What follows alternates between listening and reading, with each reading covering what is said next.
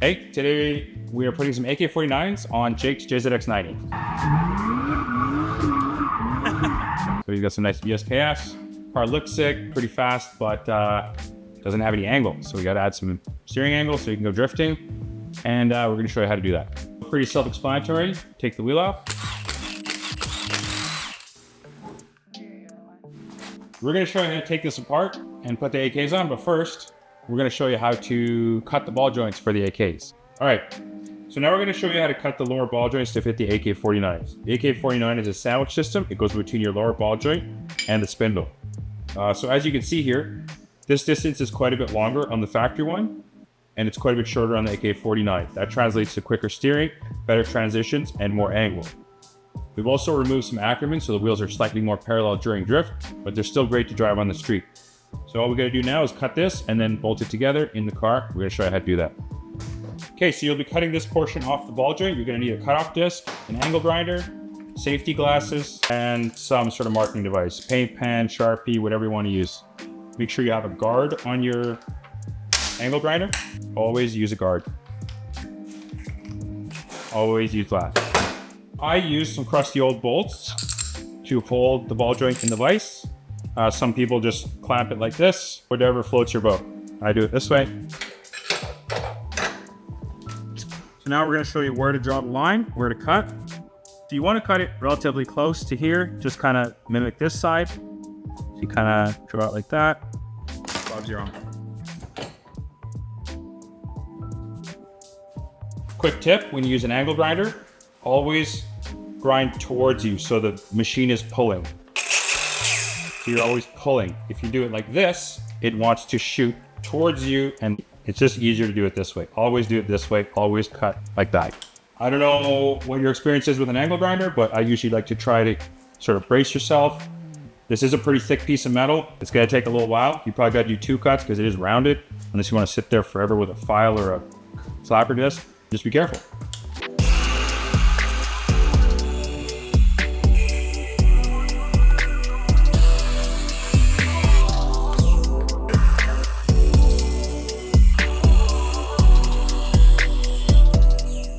All right, so we're done our 2 cuts, and I'll show you what it looks like. So here you can see it's kind of rounded. It sort of mimics the OEM one.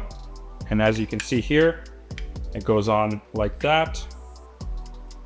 And your new outer tie rod goes here, so that's why it needs the clearance.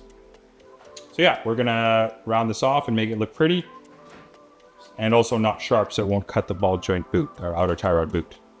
Okay, so I'm gonna put it in this way just so it makes it easier for me to grind. Just don't crank on it and like ruin the actual ball joint.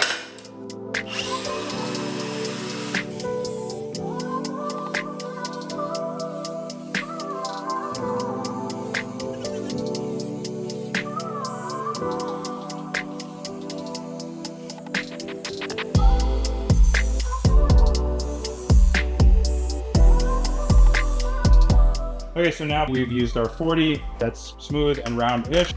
All right, to the 80. Finish it off, make it look pretty.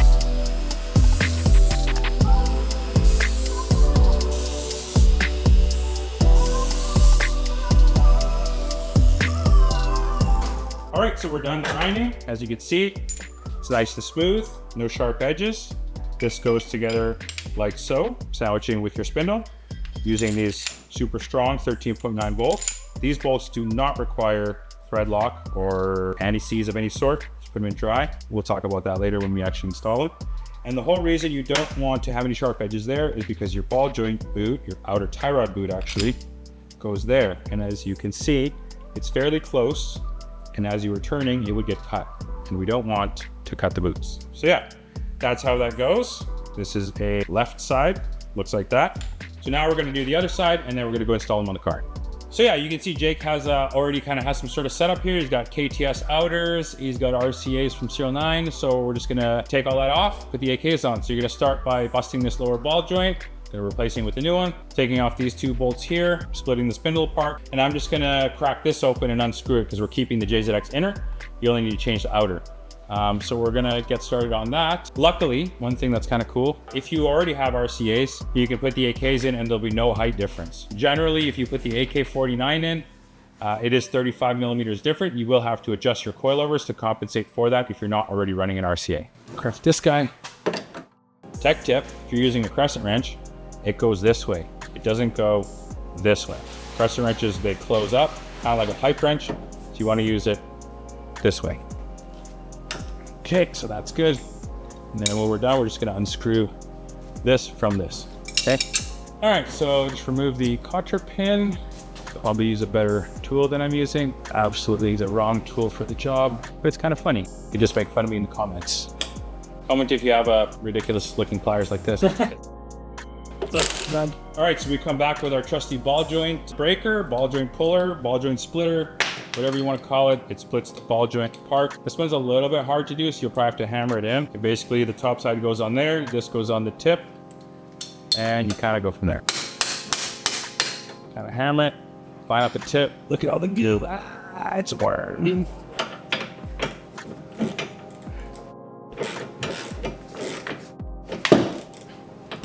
Just like that.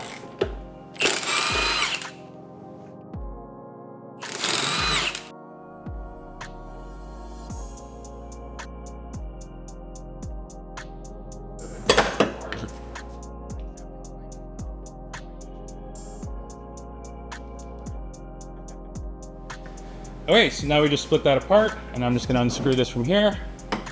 It's crazy how sharp those KTS ears are. Okay. Yeah. Okay, so now you're gonna put your new lower ball joints in. It is very important that they still go the correct way. The cut side goes towards the back because it's the longer side. If you flip it, your steering's gonna be really weird. It's not gonna be how it's supposed to be. Long side to the back, which is the side that you cut, okay? However, the outer tie rods are gonna be flipped. So the left goes on the right and the right goes on the left. Because previously, the right has clearance for the wheel. But what we need is the left clearance for the lower arm. So you flip them right to left, outer tie rods, and that's it. So yeah, basically you just let this hang. It's pretty easy. You can kind of rest this on here. You're just gonna lift, put the ball joint on. You can kind of rest it again. Put your lower nut on, just to kind of get you situated. Doesn't have to be tight right now, but you can give it a few turns to kind of hold it in place. See the grease coming out. Now you take your AK, you're gonna lift it again, place it on, and line it all up. So lift, AK. Okay, and then line these guys up. Drop it on the dowels. Bob's your arm. Grab your bolts. Don't impact these right away, or actually ever. Get them in by hand. No grease, no Loctite, no anti-seize, nothing. Make sure your threads are clean in the spindle, put them in. These are 14 millimeter 12 point. Let's go get them. So we have our 14 millimeter 12 point, we have our bolt. I use an extension so you get a bit of leverage, just snake it around. And I use a palm ratchet. Makes it a little bit easier. Kind of put your bolt through, start it. And that's it. Make sure it goes in really smoothly. No impact.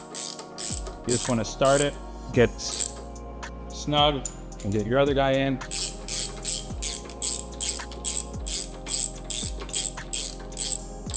Okay, so when we have it all together, these get torqued to 100 foot-pounds. We'll do that later, but I'm just telling you in advance. Okay, so now I'm gonna put my outer tie rod on and put it into here. And remember, left on right, right on left. They go switched because the clearance is for the arm, not for the wheel. Just gonna put this guy on. Now would be a good time to change these if you need to. Seems like Jake probably could, but we're not gonna do that right now. We're gonna start with where it was before. The alignment's probably gonna change. At least it's gonna be the same left to right, and we could start there. We'll just do like a micrometer alignment. So yeah, now that that's sort of snug, line this guy up right here. Make sure you have the washer and then the nut. Let's kind of get that guy on there started. All right, so that's our AK49 setup. The bolts are in, the spindle's on, new lower ball joint, new outer tie rod. Everything's sort of loose, so now we'll go through and tighten everything and then go to the other side. Or you can go to the other side and then tighten everything when you're done. Just make sure everything's tight when you're gonna drive it. That's it. All right, now we're gonna torque some stuff. Make sure you spend all your money on a really nice snap-on torque wrench. So it beeps and it vibrates and it clicks and does all this fun stuff. So yeah, 91 on this lower one, which is the lower ball joint to LCA. All right, we're good on that guy. And then these two AK49 bolts are 100 foot-pounds.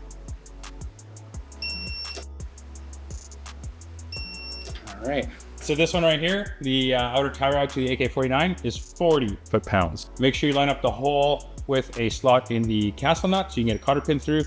Same goes for the bottom. How do you get it so it just doesn't spin the ball, by the way? That's a great question. How do you get it to not spin while you tighten it? Well, if you did it properly, because it's tapered, any sort of load on it, it shouldn't spin. And if it's spinning, that means that your nut to the threads there's probably something wrong with it. So just take it off, clean it, especially if it's brand new.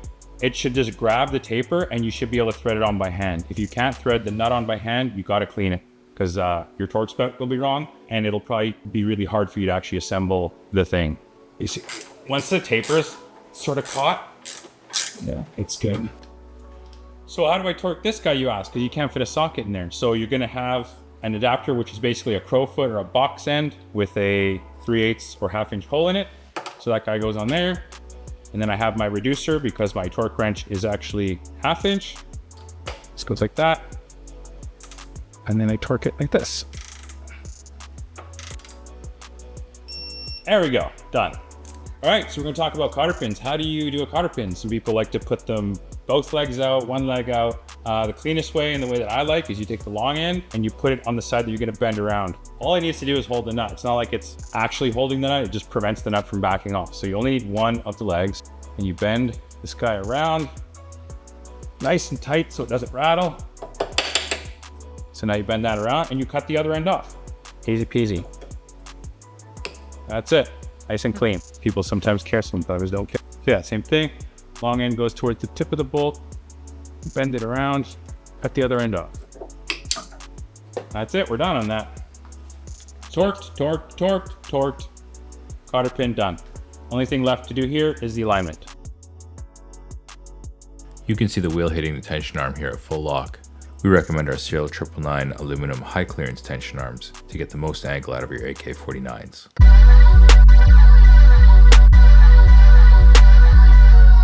So you got the AKs? Got the AKs in the car. How's it feel? Oh, dude, they're so Have you driven it yet? I took it for a brief drive, a little spin. You know, felt good, man. Steering's fast and feels nice and tight. And, yeah, I don't know, ton of angle. Like even though I got the JZX 90 tension arms, I mean, they seem to rub pretty bad, but man, the difference in steering angle is insane. These are insane for the street. Like, so. I would always compare the 90 to the Crown for like steering angle and stuff, and I was like, oh, the 90's actually like got a decent amount of steering angle and stuff, and like now I put these in here and it's just like world of a difference. It's insane. It's like what was I even talking about, man? I didn't know nothing. Like I always had this misconception from a few of my friends. They're like, oh, as soon as you add a steering knuckle to your car, the steering is you can't even drive it on the street. And I think that's such a misconception. Well, what do they mean? What do you? I don't know, just saying it's any kind of steering knuckle is too extreme to drive on the street is what I heard, and I would say that's absolutely incorrect. I mean, it wakes the car right up for sure, man. You drive a Nissan and the steering out of the box is pretty sick. You drive a Toyota, it's maybe a little lackadaisical and kind of softer and luxury, but this is kind of maybe a necessity for Toyota. You can just turn around here now because you have the angle. You'll see this is a 2-lane road here. Oh, that worked well. There you go. This one's sick, dude. Yeah. I'm so happy with these. Yeah, there's always dudes sitting in their cars here. See, that guy sitting in his car. So yeah, I don't know, whatever. Okay. Sure, whatever.